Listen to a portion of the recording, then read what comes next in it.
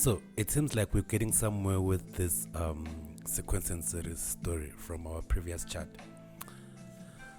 Thanks to Google, now we understand the definition of sequence and series. If you don't understand the definition of sequence and series, please stop here from this video and move to the previous video and watch how we come about, because you might not understand some of the stuff we are doing here.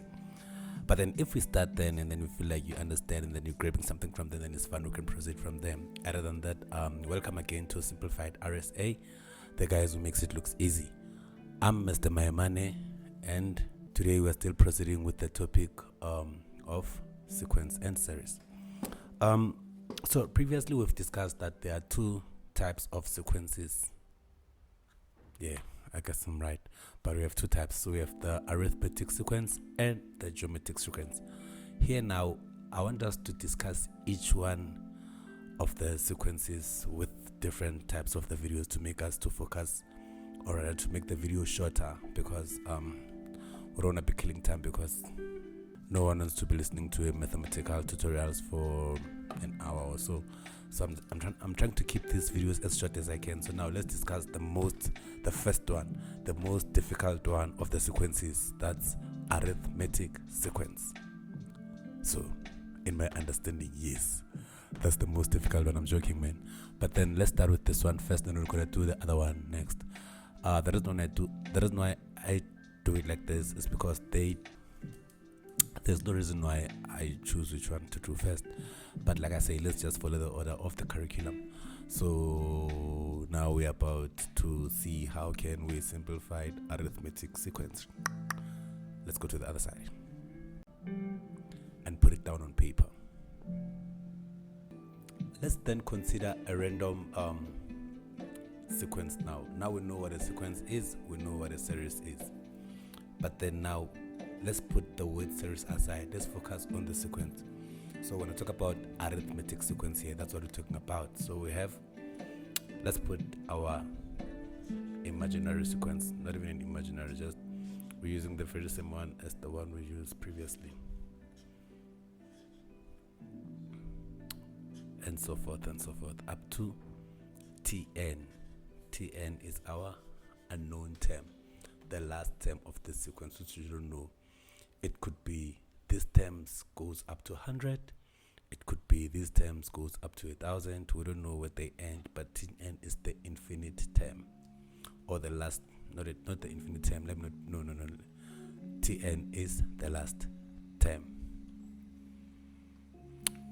In a situation like this, we normally call the first term. It is assigned by the letter A.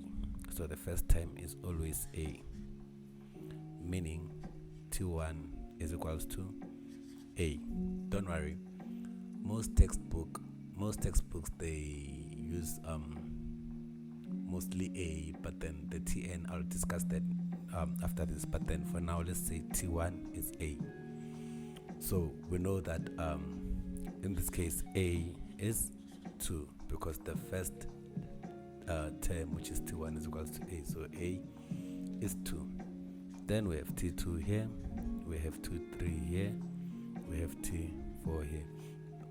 The reason why I say this, I don't want to confuse anyone, because some textbook may say this is A1 and they call this A2 and they call this A3.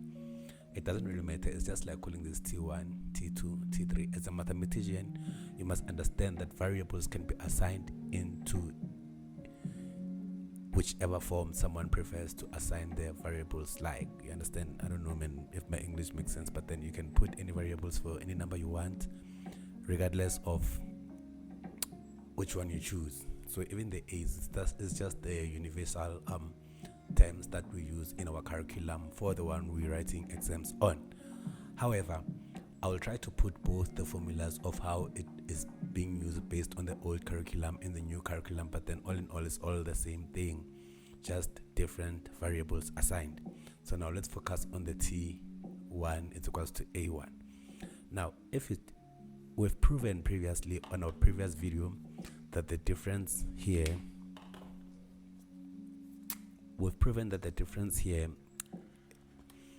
if you minus 4 if you minus 4 to 2, you get the value 2, so it will be 2. And also the difference here, if you minus 6 to a 4, you get 2. And the difference here, if you minus 2, oh no, I've made a mistake there. It's supposed to be 8. Because otherwise, if it's a 2, it's no longer a sequence. Yeah, so yeah, that one is fixed. So we have 4 minus 2 giving us 2, 6 minus 4 giving us 2. Even if I was to say 8 minus, it was still going to give me 2. Whichever term next to each other give us 2. So we call that the difference. Hence we say the difference D, it's the value we get when we subtract either whichever one of the terms, whether it's T2 minus T1, which will be equals to either way. Even if you can subtract T3 minus T2, we'll still get the same value, which is 2. So we say the difference is 2. So now we know 2 things. What do we know? We know that the first term, we said that the first term, we call it A. So we know that A is 2. A is 2. And the common difference, which is 2, it is denoted by the letter D, which is equals to 2. That's the common difference. And then that's when we get something like this, which brings us to these 2 little babies here. Now, as I was saying, guys, these are 2 equations that are exactly the same, just depending on the books or the curriculum that you're using, but then these 2 things are exactly the same. Like I said previously, let me bring this one back here. If you have, we state the first term as A. In this case, our first term would be 2. Other books, they would say the first term is A1, like I said previously. So they would say A1, A2, A3, A4. That would be like A1. But then now, these equations, they let us determine whichever term we want, even if it's the last term, which is Tn for this case, is Tn. If I was using this notation, this last term would have been An, denoted like this. That would have been the last one had I used the case where I could have said this is A1, A2, A3, A4 up to An. But other than that, you don't have to worry. Both these equations represent the same thing. Now, what if we want to calculate, for example, now trust me, as much as I'm trying to feel like we're getting somewhere, I don't really believe like these equations here and this, like, they look Greek, even like everything is just still Greek. I believe it's better to like work out a proper example onto how to these equations works. But then trust me, there's nothing to worry about here. It's just like understanding which one is which one is which. Now I'll break it down as we go in order, so that we can be like on that level where we feel like everything is being simplified, which is the goal, to make it look easy. But anyway, let's try to see if we can both work it out. Like, let's just be involved and see if we can work it out together, and see if we can do 2 or 3 random arithmetic sequences, and see how can we apply the equation to can calculate an unknown term or an unknown element that could be given. These are the first steps that we should understand in order for us to can orderly break down the chapter of sequence and series. Yeah, so let's go back to the other side again.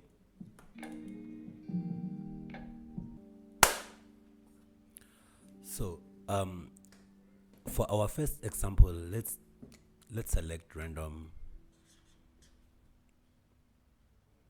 Let's choose a different one. Now we can see it goes and goes and goes up to Tn. We don't know what Tn is. At this point, suppose you are being asked to calculate,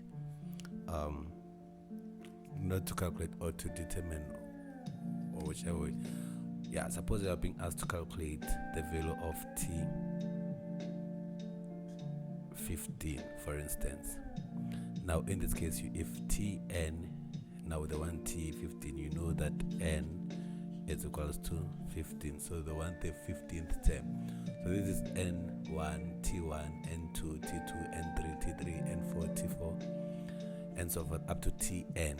So t1, t2, t3, t4. So now they're looking for t15, whereby now in this case n is 15. You're like, okay, I know that I have this, right? But what do I do with this? But they're like, oh, I have A. You already have N. Let me show you already have N.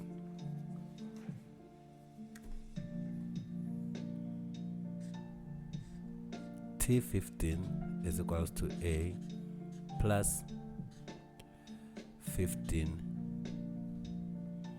minus 1 into D, because we know that Tn is A plus n minus 1d, hence n is 15, Tn, n is 15, like that. You understand? So now the next thing to get is to know what is the value of the difference and the value of A. But they told us that the first term from the previous example, we said that the first term is determined as A. If in this case our A was 2, we can assume that in this case our A has to be 3. So we know that now A will be 3 because it's the first term. The first term is determined as A. If we're using the other curriculum, or rather the other method, we would have said A is A1. So we would have said A1 is 3. But for now we are using Tn, so we say A is 3. The next thing to do, because we know the value of A already now, we need to know the value of the common difference. How do we get the value of common difference? We know now that to get the value of the common difference, this is how you get it. If this is T1, this is T2, this is T3, this is T4, up to Tn, right? The way it's given. To get common difference, we just say T2 minus T1, which we expect it to be the same as if we do 2, 3 minus T2, and so forth and so forth. But then we know, like, we can assume by doing the other ones, but then you don't have to do all.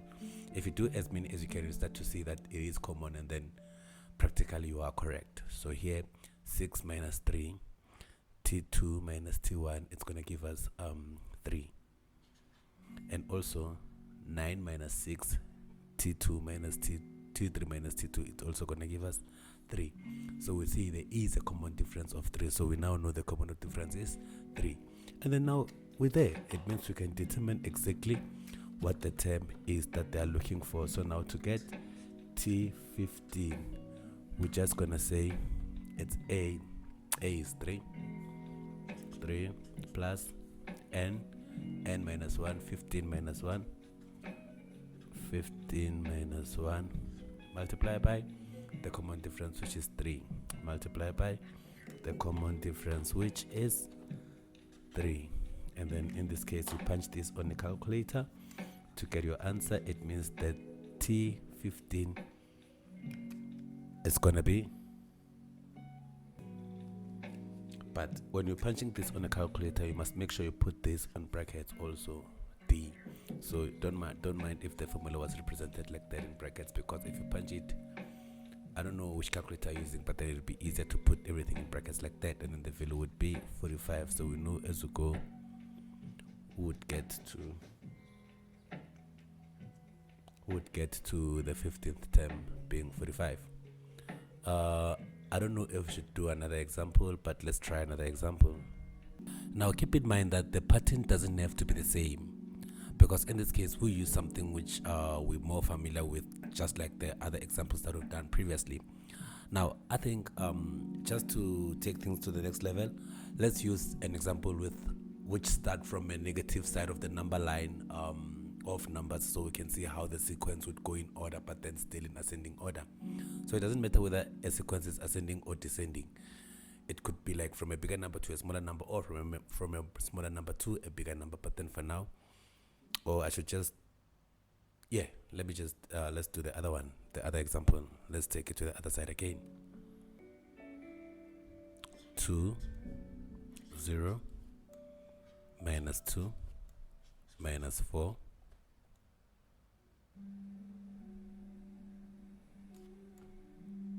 and so forth and so forth. And we wanna know, say up to Tn, don't know when it ends. And they ask us to calculate T27, the 27th term. Now, since we've used the T initially, let's try to use the different format. Now, let's say they want us to calculate, instead of T, let me scrap that. Let's say they want us to calculate A27. Let's use the other method now. So the 27th term. So that means we are going up until AN. Let me rather put it like that. We are going up until AN. Now they want A27 from A1.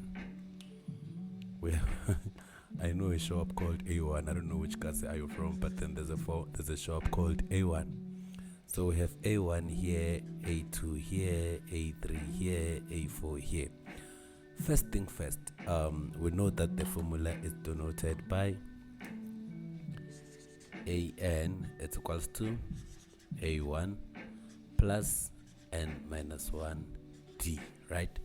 We know A1 already. We know that A1 in this case will be, if you've guessed it right, the first term, A1, like that, A1 will be 2. Now, how do we get the common difference D? We say this minus that. 0 minus 2 is equals to minus 2. What is minus 2 minus 0? Minus 2 minus 0 is minus 2. What is minus 2 minus 4? This is how it goes. Minus 4 minus minus 2. That is more like minus 4 minus minus 2. This is going to be minus 4 plus 2, right? Then that will be minus 2. So we know that our common difference D is minus 2 in this case. Now we want to know the common difference, because as we see, as we go down, everything is going from positive, then to a 0, negative, negative. So we expect it to go to a negative side of the number line, even going further and further and further. So now